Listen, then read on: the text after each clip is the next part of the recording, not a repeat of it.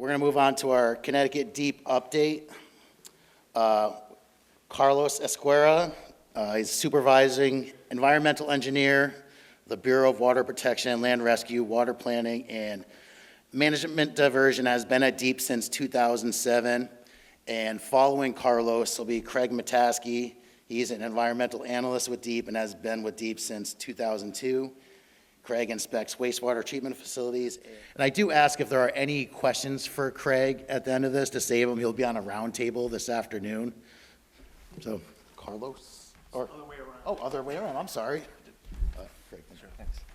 Okay, so I'm Craig, not Carlos, and but Carlos will be coming up after me. And Rob just mentioned that round table. I see that I'm on a round table today. This morning I came in and I'm like, what is this round table? I have no idea what it was. I thought it would be, I don't know, some sort of a debate or something, but it seems to be less worrisome to me than that. So, so Carlos and I will be presenting. Our agenda is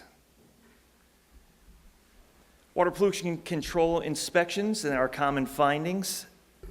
I'll go over operator certification and just an update on 2024 numbers. Then Carlos is going to speak about the EMOR, common errors and emissions, 2024 phosphorus update, FOG general permit update, and then ultimately just a permit update. So wastewater inspections. So before I go into this, I need to say something about inspections. So Susan Unger, our other inspector, retired around the first of the year, thereabouts. So she's no longer with us. Chris Chaber is now the new Susan Unger, and Carlos is pointing to him. There he is over there, waving his hand. So you'll see Chris around at treatment facilities replacing Susan, and we're grateful for the work she did. And in speaking of the work she did this presentation. She presented it somewhere, and before she left, tweaked it a little for this, so I'm just going to read through her slides, so she gets the credit for this one. So inspections, why do we inspect? Why do you see us, and why do we bug you every once in a while at your treatment facilities? Because federal requirements are that we have to do that. It all comes from the Clean Water Act. So when we come to a facility, what are we looking at? We're looking at everything. We're going to tour the facility, look at all the treatment units, see what's online, take a look at your final effluent. We're going to look through your monitoring reports, your MORs, your DMRs, your NARs, all of those reports you submit to us. A lot of that we're doing off-site now, but we will do some of that while we're at the facility. And then we'll go through your laboratory, looking at bench sheets, calibration records, comparing that data to what's on your MORs. One of the things regarding, we'll also talk about staffing, and just a reminder that if you have, every operating shift needs to have a properly certified shift operator, and if you are not performing operational duties on those shifts, it's considered a watchman shift, so you don't have to have a shift operator. But if it's an operating shift, you need that properly certified shift operator, and that's something we're looking at as well. So we'll look through your flow meters and auto samplers, influent and effluent flow meters. Are the weirs in good shape? Are the sensors where they should be? Your permit requires flow meters to be calibrated, or your effluent flow meter, the flow you report to us, annually before July 31st of every year. So we'll look to make sure that's done. We're going to look at your auto samplers, make sure you have they're flow proportionate. We're going to need to make sure that your temperatures are being maintained in the refrigerator. Regarding the auto sampler, the flow meter calibrations, if I do a plant inspection and you had your flow meter calibrated in August instead of July, that's not something I'm going to write up in your inspection report, but I will remind you that it is part of your permit to get that done before July 31st, so that's what you should really be doing. We will look at preliminary treatment, your screenings and grit removal. Are those things functioning? We'll talk about septage receiving. If your permit allows you to accept septage, what is that area like? How is the septage received? We'll also talk about other over-the-road waste that's non-domestic, and if you are taking that, you need a special permit from DEEP to accept non-domestic wastewater over the road. Over to primary treatment, are there any grit and scum issues, any floating solids, scum troughs functioning, chains and flights, are they functioning? We'll also look at sludge blanket depths. Now, we don't get into telling you how to operate your plant. You don't want DEEP doing that. You don't want me doing that because your plant will be a mess if I was to tell you how to run a plant. But we will look at, make sure certain things are within certain operational parameters. So things in primary clarifiers, we don't want to see 10-foot blankets in those clarifiers. So we'll look into that. If you have oxidation ditches or SBRs, are they up and running? A lot of times what we're looking at in those situations are the offline tanks, and have they really been emptied and cleaned? Otherwise, you could see a little jungle forming there. So we want to make sure offline tanks are being maintained so when they need to be put online, they're ready to go. Trickling filters and RBCs, we don't see many. They're not a lot out there, but we're just making sure there's even distribution. RBCs are rotating and the growth is good. Aeration tanks, just again, taking a look at the foam, scum that's there, any DO probes, are they functioning? How are you running your process? Is it automatic? Is it manual? Are your IR pumps functioning? If you have fine bubble diffusers, sometimes you'll see that there's a problem with the diffusers and it'll end up looking like coarse bubbles. We'll look at that to make sure diffusers are functioning properly. Settling ponds, filter beds, and lagoons, again, not many. We have a few of those around the state still. Are they mowed or raked? Again, we don't want to see a jungle forming in these things. Over to secondary clarifiers, we're looking at the effluent weirs. Are the scum troughs functional? How is the secondary effluent? Are they any solids loss? Any bulking sludge? Algae. Again, algae, I give a little leeway with algae. I know how fast it can form. So if there's a little bit of algae, I know that that could have been cleaned the day before. But nonetheless, there shouldn't be a ton of algae over the weirs.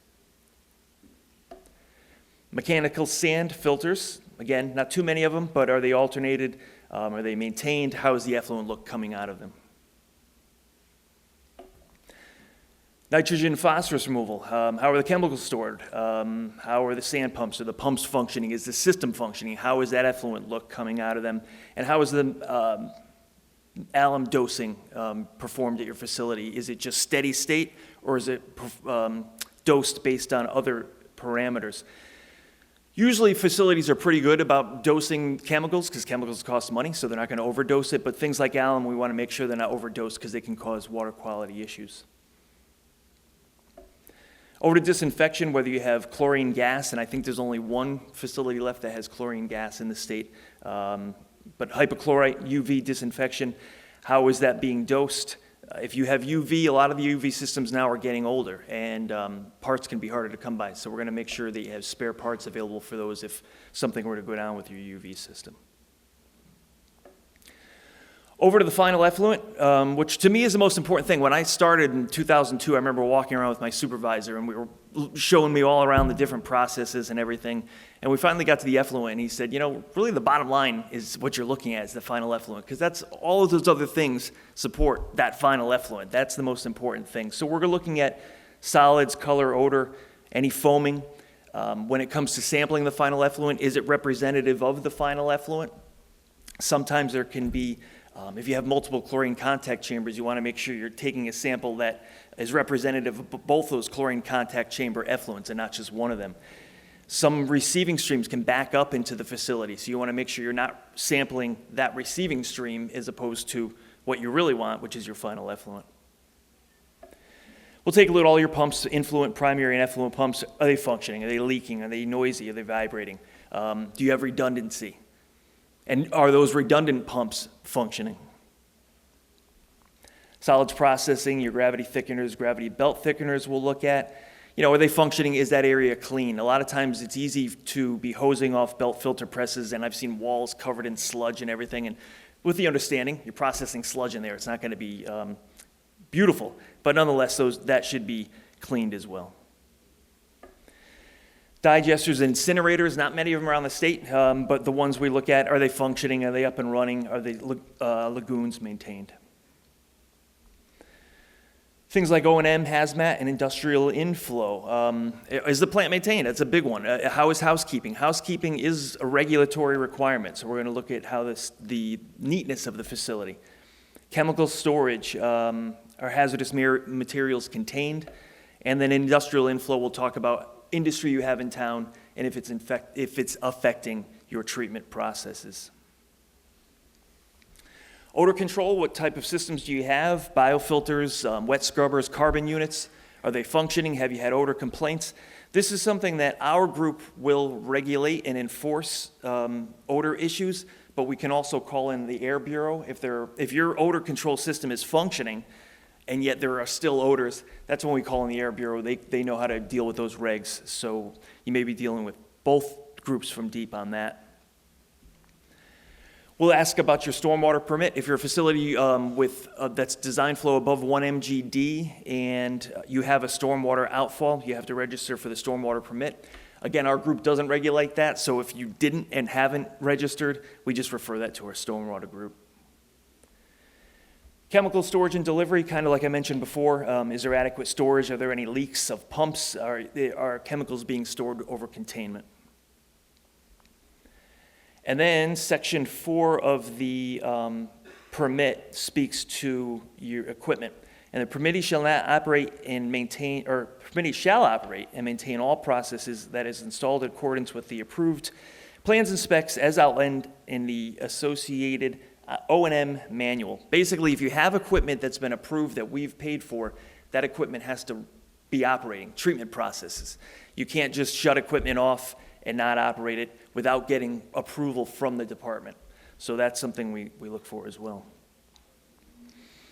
Also regarding permits, just a reminder that if you are issued a draft permit, that is not the permit you start using. That's just a draft. That's for you to review and take a look at before your final permit is issued, the signed copy. So if you have a draft, don't use that. You continue using your old permit until a new permit is issued. It's important, really all these slides come down to, we could have just given you this slide. Your permit tells you everything you need to know. It's going to give you all the operating parameters, all the requirements you have. It's going to reference other regulations. It may not speak to them in the permit, but it will reference those other regulations. It is really important if you are a chief operator at a facility to know your permit inside and out. If you do, all the things we're talking about will be taken care of because everything is there. So get to know your permit, make sure you know what it says. When you're issued a new permit, make sure that there may be compliance schedules in there you have to keep up with. So make sure you know your permit when you get that. Monthly operating reports. We're going to look through operating reports. If you have a violation in any monthly operating report and you submit that through email now, you have to submit a detailed explanation of why you had any violations in that month. Same goes with the DMR too. When you submit your DMR, you need to submit comments in there as well as to why violations occurred. Those go a long way when we are interacting with EPA. If they're asking why a facility's had violations, if we can give them answers, it puts it to bed very quickly as opposed to, oh geez, we don't know. So that's why those explanations are important. Nitrogen results, just a reminder here that the information that's put on the nutrient analysis reports, the NARs, also has to go on the MORs. A lot of times people think that it's in the NAR, they're good, but no, that information also has to go on the MOR. DMR and MORs, that information should match. I know a lot of people have systems where they're importing data into the MORs and the DMRs, and sometimes there are rounding issues there. We want to make sure that the information that you're inputting onto the DMR is matching what's on the MOR. DMR daily maximum flow. This is a common mistake we're seeing on DMRs. So on the DMR, they're asking for the daily maximum flow. A lot of times facilities are putting down in that location, they're looking through their flow data for the month and they'll see the highest instantaneous flow of the month, and that's not what we want.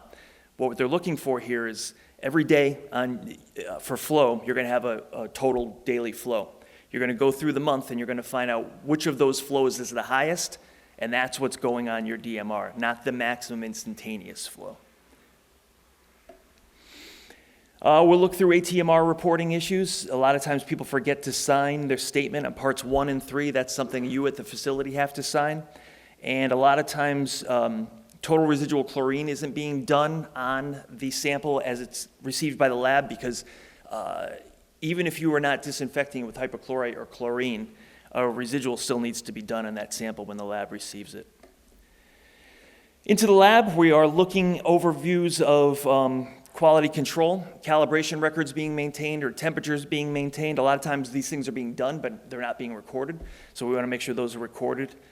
We're looking for expired buffers and media. For BODs, a lot of times they're missing the GGA standard. Desiccants in your lab, if it's a color indicating desiccant, pink and white is not good. They want to be blue, so if yours is pink and white, we want to refresh that or get a new desiccant in. Bypass reporting. Bypass here is in quotes. This is anything that has to do with the Sewage Right to Know website and what's reported to us. If we're performing an inspection, we see things haven't been reported, that ends up giving a single event violation code of 0017, which is a failure to notify. That gets entered into ISIS and appears on quality non-compliance reports and the ECHO website. So again, now you're having violations simply for not reporting. So it's important for the Sewage Right to Know to report everything necessary. Okay, there's a proposed method update, Rule 22, in December of 2024 regarding 3 new EPA methods, one of which is for PFAS, which is 1633A. That's nothing you will be doing at your facilities within your lab, but there will be upcoming PFAS monitoring requirements that your lab will have to do, your contract lab. So that's water pollution control facility inspections, and now we are on to the operator certification. Every year I like to give sort of an overview so everybody knows kind of where we stand with operators. Now this is my presentation. You'll see there's no pictures, there's no background. So yeah, Susan was much better than I am. We have numbers and words here, so that's it. So in 2024, we administered 198 total exams. There were 88 Class 1 exams, 45 Class 2, 52 Class 3, and 13 Class 4 exams. What that number means to me, that 198 for me is a great number. That's a solid number that we've had for probably 20 years. If you saw me at a plant and said, hey, Craig, how many people take the exam every year? I would say 200 because that's 9 times out of 10 what it is. Sometimes we'll see it a little lower, 180, sometimes we'll see it a little higher. But that 198 is a really good number. So when we continue to see that, it's positive. That's good to know that numbers continue to remain the same when it comes to people sitting for the exams. So the pass rates in 2024, Class 1, 44%. Class 2 is 38% pass rate. Class 3 is a 31% pass rate. And Class 4 was a 62% pass rate. Yeah. A little lower than I'd like to see, certainly for the Class 1s and 2s. I don't like seeing those numbers below 50%. When we went to the ABC standardized exams, numbers dipped down significantly lower than that, but they've come up. I would still like to see both of those higher, particularly the 1. Many years ago, though, we did an ultimate pass rate, and what that was opposed to just doing for an exam cycle or a year, we followed examinees from when they started taking the exam to when they stopped for whatever reason. And when we did that, the pass rate for the 1 is much higher. It was like 85% or something like that. So ultimately, people are passing the exam. I just think it should be higher. I'm not in love with the ABC Class 1 standardized exam. Megan's shaking her head. Most people, it is what it is. The good news is ultimately people can stick to it, they pass. So certificates issued in 2024. And I should go back. Let me go back here. When it comes to the other ones, the Class 3s and 4s, those are solid numbers. That Class 3, 31% for the 3 is a good solid number. Typically, you're in that 26% pass rate for the 3s. And then 62% is phenomenal for the 4s. I don't recall seeing a pass rate that high for the 4s, so that was really good.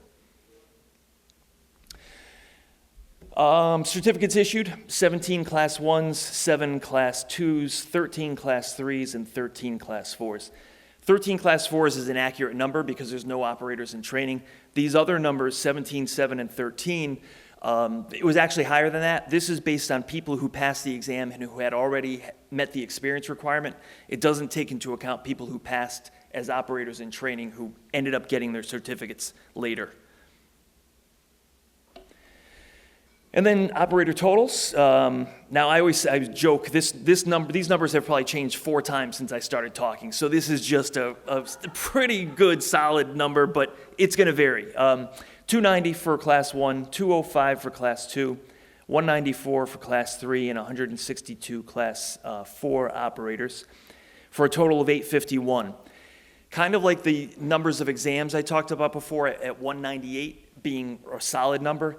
That 850 like never changes. If you were, same thing, if I had to estimate, I would tell you 850. So when I go and actually do the math and I see it's 850, again, it shows as we're losing people, we're gaining people. My little soapbox here is every once in a while I get beat up a little bit about how, what are we doing? There's no operators in the state. They are. These numbers have not changed in 20 years. They have been really solid. Now, I fully understand getting an operator may be a little difficult, maybe sometimes really difficult, but they are there, the numbers are good, the numbers aren't declining, so that's a good sign. And then just briefly on the Certification Advisory Committee, Rob asked me to talk about this and kind of what the committee is and what they do.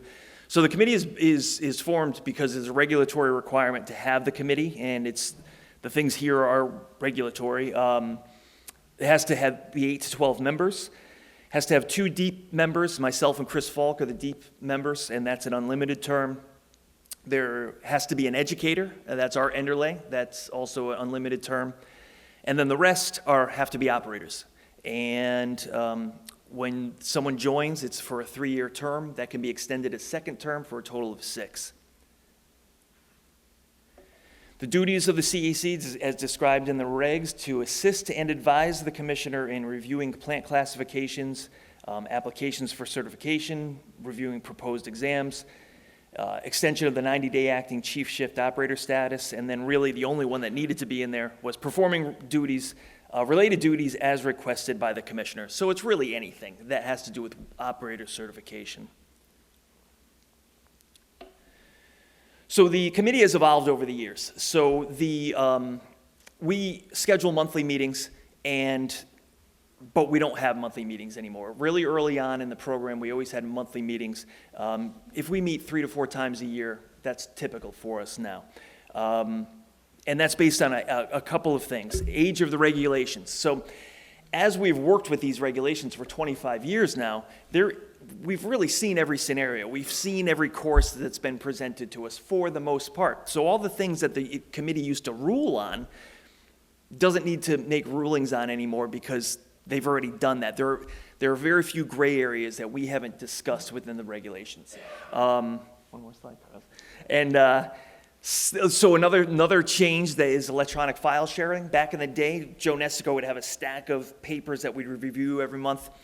Now, instead of doing that, we can just email, so we don't necessarily have to meet every month. And then, lastly, the big one is changes to the examinations. Now that there's a statutory requirement to use ABC standardized exams, I keep saying ABC, they're WPI now. If you see WPI, that's ABC.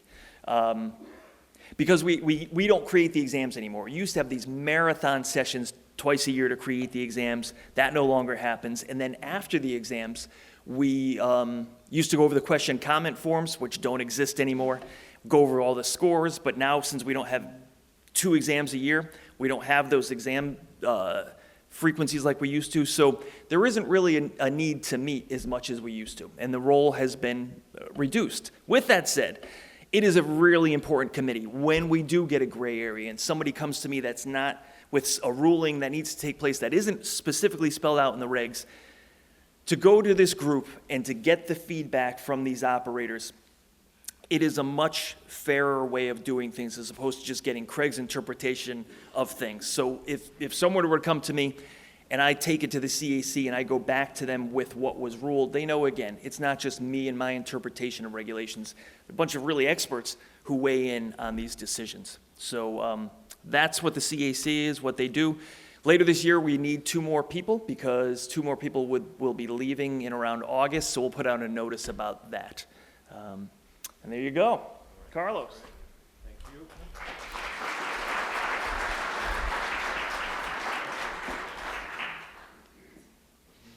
Okay, good morning, everybody. So switching gears to EMOR. EMOR stands for the Electronic Monthly Operating Report. This is a process that we started implementing in March of last year. So fast forward to now, and we have about 95% of the facilities already reporting in the new form. So it's been very helpful. Thank you, everybody, for helping us implement the new form. We actually hired a seasonal last year, Edward Bice, so you probably have seen his emails. He's the guy who reaches out asking for information. And basically, he was hired last year, and he wrote a program in Excel where basically right now we can file the reports automatically, and we can also run queries. So it really improves the functionality that we have right now with these forms, right? Before, you guys might remember that before the pandemic, COVID, March of 2020, a lot of the MORs were submitted in paper. Then March of 2020 hit, and everybody scrambled, go home, and we had to basically implement the PDF or emails, right? However, PDFs come with limitations because the data is still not, we cannot really use the data right away. So anyway, this is a step in the right direction. We're still, what I tell people is kind of like the Toyota. We're currently working towards a Camaro or something like that, a better system. But bear with us for now, okay? Now that we have been collecting information, we've noticed a few issues with the reports, and I just want to point those out to you right now. Changing the formatting of the form, please don't do that. If you need to change the format, if you need to add a column, if you need to add a new parameter, please let us know so that we can program it in the system. Because right now, basically, the filing system is automatic. If it detects a discrepancy, it will flag it, and then we need to kick it back to you guys. So if you need to implement anything, just let us know, and we'll be happy to coordinate it with you as far as implementing any changes. Basically, the layout of the form. Don't touch the layout of the form, if you could. What else are we finding? So we send out subscriber agreements. So basically, when you enter your name on the form, that constitutes your signature, your certification that the data that you submitted is good. It's good to go. So make sure that the person that's reporting the data is authorized in the subscriber agreement. We've had a few cases where the operator reporting the data is not a person authorized in the subscriber agreement, so we need to kick it back. If you need to add an operator to your subscriber agreement, you may do so at any time. Just have the WPCA chairman or or the signatory basically sign the form, give us the name, the email, and we'll be happy to add you in.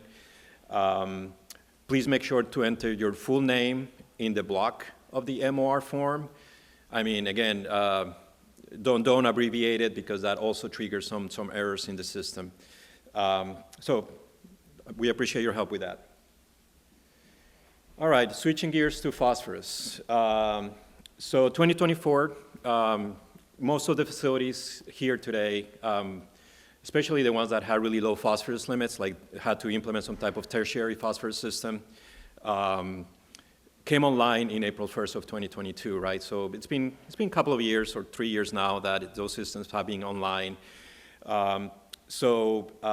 Basically, the water quality section at DEEP has been going out testing some of the receiving streams, and I'm happy to report that we have achieved basically rates, removal rates up to 79% in the receiving stream from some of the watersheds. So Quinnipiac River is one example, right down a few streets from here. Basically 75% measured already in the receiving stream. So we're definitely seeing the results of your hard work and coordination and operation of this very complex system. So we really appreciate your help with that. So last year we had about 5 facilities that didn't meet the loading. As you know, the limit goes from April 1st through October 31st. That's when you guys have to be operating those systems. So 5 facilities that didn't meet the limit, unfortunately. I know it's been a learning curve, learning how to operate the systems. We have one more facility, Richfield, that is expected to come online this April 1st, also with the phosphorus limit.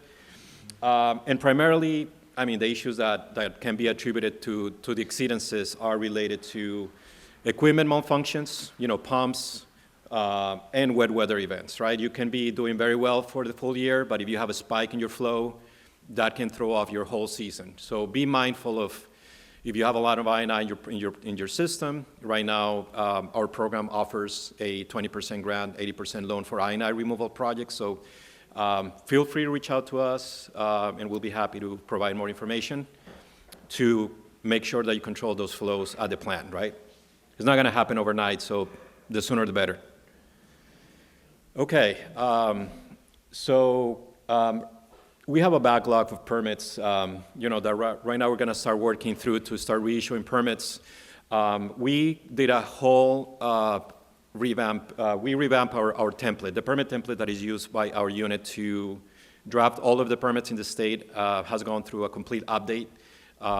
Actually, credits go to Christopher Falk, one of my staff in the office, who did a great job basically reorganizing the permit, making it more intuitive, more user-friendly. So the permits that you guys are going to start seeing moving forward are going to look different. I think you're going to appreciate the fact that it's just easier to understand. Some of the sections are organized more logically. And I just wanted to point out some of the changes that we're implementing. We're actually going to start adding all of the minimum levels in Section 6 of your permit. Some of the facilities here that are below 2% IWC, in-stream waste concentration, usually only see 2 or 3 of these. The ones that are higher IWCs are used to seeing all of the minimum levels in their permits, but right now we're going to basically ask MLs on everybody's permits, regardless of IWC, okay? The other thing is that we lower the detection limit for mercury, and the reason that is because mercury is a high bioaccumulator, it's a highly toxicant, and the detection limit that we had in the permit wasn't sensitive enough, wasn't low enough. So EPA issued in 2014 a rule that basically, in accordance with 40 CFR Part 136, any tests that are used for determining compliance with the NEPTIS permit, they have to be using methods that are sufficiently sensitive, right? So right now we're starting to implement that. I think right now we're out to notice with the South Windsor permit. Norwich is coming out pretty soon, and they're going to have that new detection limit as well.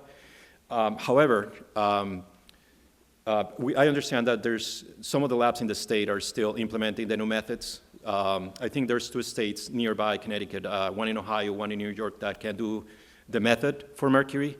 But we have been coordinating with DPH, Don Chaban, DPH, to make sure that we do outreach to all the labs to make sure that they know that this is the new detection limit so that they can seek certification for these methods. All right, we're still going to give you guys a 1-year compliance, so to kind of like acknowledging the fact that, you need to maybe coordinate with your lab and make them aware of the new detection limit. So for 1 year, you're still going to have the current limit, but moving forward, after 1 year, the new minimum level would become effective. All right, one of my coworkers was here last year, Ann Strout, and she walked you guys through the sewage right to know, the new bypass reporting procedures. This is just a reminder and this is actually something that is also going to be incorporated in the new permit, that if you have a spill that exceeds 100 gallons or reaches a water course, you need to be notifying those to the spill section at Connecticut Deep. For any other bypasses, you continue to do the same thing, business as usual, within the 2 hours, you do your 5-hour report, all of that, but we're just adding that 1 hour requirement. Basically, the reason why we're adding that 1 hour requirement is because the agency needs to assess whether the hazmat response team needs to go out and assess the situation for the spill. It's just so that they can tally and determine whether they need to respond out to the incident or not. So just be aware of that. It's also going to be included in your permit moving forward. Again, more on section 8 of the permit, which is all the sewage right to know. This is kind of like what the language is going to look like. And again, just kind of like going back to what I said before, we're just reorganizing all the different sections of the permit. So we're merging some of the sections, moving things around in your permit. I think you're gonna appreciate the permit. It's gonna be easier to follow now. That if you need something related to the operation, you can go to the operations section and you can kind of like see what's required. Same for treatment. So it's more user-friendly, more intuitive moving forward. And again, Chris is the one who's done a lot of the work related to this revamping of the permit. It's gonna look very different. All right. The other thing that I wanted to bring up is we've had a couple of facilities that privatized last year. New Hartford and Ansonia went with a private operator. And I'm just here today to basically share with you some considerations. Like if your utility is thinking about privatizing, I mean, I'm not here to say yes or no, and don't do it or do it, but I just want to share with you some considerations that you need to take into account for making that decision, okay? So the first consideration is if you become a privately owned facility, basically you are not eligible for any clean water funding assistance. You forfeit that right. Like, if, you know, right now the way their statutes and regulations are written are really for municipally owned facilities, publicly owned facilities. I think that's a big consideration that has to be taken into account for making that decision. It's not only Clean Water Fund, you may be also risking other sources of funding, USDA or other sources of funding if you make that decision. And again, the bulk of any upgrades will be borne by the users, by the ratepayers. The other consideration is, if you're right now participating in the nitrogen trading program under the general permit, and right now basically the way that you comply with the loading is by purchasing credits. If you privatize, you're no longer eligible to participate in the nitrogen trading program. So basically what we would have to do is transfer your load, your limit from the GP to the NEPTIS permit. It would be part of your table A, and then you would have to meet that limit. So you would not have the ability to buy credits to comply with the loading. So again, another consideration that I'm throwing out there for when you guys consider about privatizing. And then this is another big one. The EPA's national pretreatment standards only apply to industrial facilities discharging to publicly owned treatment works. So any SIUs, significant industrial users, discharging to a privately owned WPCF may be required to obtain their own NEPTIS permit. So basically, they will not be covered by the SIU GP. In each facility would have to go and seek for an individual permit, a pretreatment permit, before they can go to a privately owned facility. So, so anyway, some considerations, just to be cognizant of them. Okay, another update. So the fat, salt, and grease general permit is expiring on October of this year. So right now, we're in the process of drafting a new general permit. We are aiming to have the new draft ready by April, early April. We'll be issuing a notice, public notice. We'll share it with everybody. If we issue the public notice by early April, the existing general permit is continued. So basically, all the towns need to follow the existing one until a new one is issued. And it's interesting that when I was putting together this presentation, one of my coworkers shared in Teams this news from Australia that apparently Bryan Adams' concert had to be canceled because of a blockage in the collection system, Fatberg. It was completely sold out, and they had to cancel the concert because of a blockage. So I thought it was very timely that I got that, and I'm like working on the fat, salt, and grease slide. I'm like, geez, it was meant to be. So anyway, so yeah, that's. So we've been talking to some of you guys, Greater New Haven. We met with your FOG guy, Danbury, Norwalk. Thank you very much for giving us some courtesy feedback to make the general permit better, right? And they gave us some comments, some recommendations for improving the language, and we're incorporating some of those changes in the general permit. So again, AGRUs, automatic grease recovery units, I've heard that they can be sometimes difficult to manage and operate, and the oversight of those units can be difficult. So we're incorporating some language to allow the authorized agent or the municipality to make the decision whether they need to switch it out or put out a different type of unit. But anyway, more to come on that.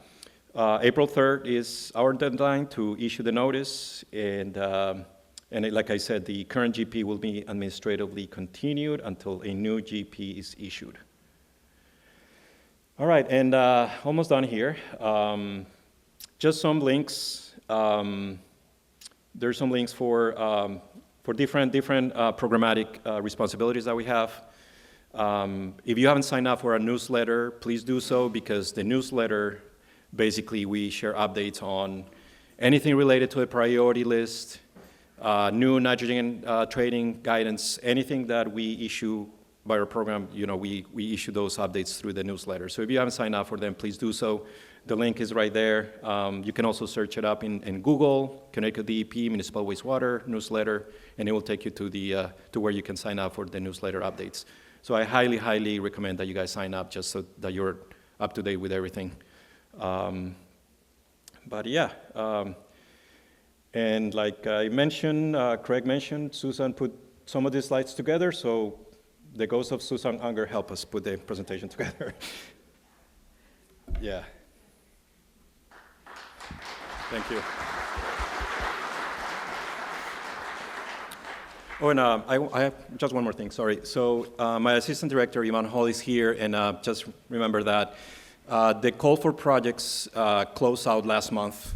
If you have any projects that you want to apply for or thinking about applying for clean water funding assistance, the call for projects closed out last month, but if you have any projects that you didn't apply for that are ready or moving forward within the next 2 fiscal years, please reach out to Yvonne, coordinate with her, and we may be able to add them into the whole list of projects that we received. All right, so thank you. Any questions? Well, just one, Carlos. It could probably be part of the round table with Craig Where are and you? myself. I'm right in front of you to your right, sorry. Sorry. No, about the exams, especially on the ones and the twos, like I know you give that summary that shows by section how well you did. It might be good to see that data of like where the ones and twos are really struggling. And then the superintendents and operators can see where we need to drill down on training. Because one of the things I've noticed, and I'm sure a lot of my peers have, is that the SAC books have been revised. And the first 2 books are completely different. They're much more technical. So my guys have been kind of overwhelmed at times reading them and studying. And even the way they're teaching the math, they're teaching the wastewater math like true algebra. So there's a whole new learning curve to do those books. So maybe we can talk about that after lunch. But that would be my comment. Do you have anything to say? Yeah. I think it would be good to talk about it. Thank you, Carlos. Okay, you're welcome. Yeah.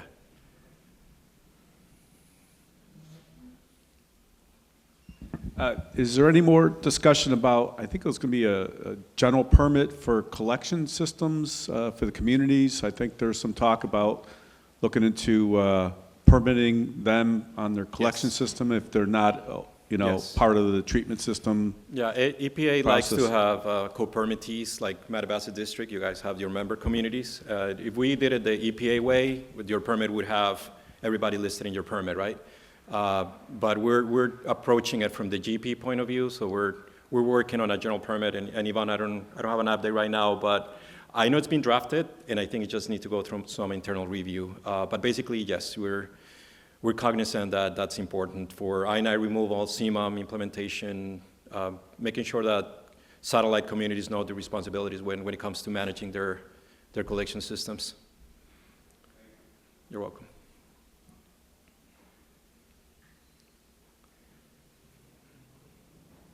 Anyhow, thank you.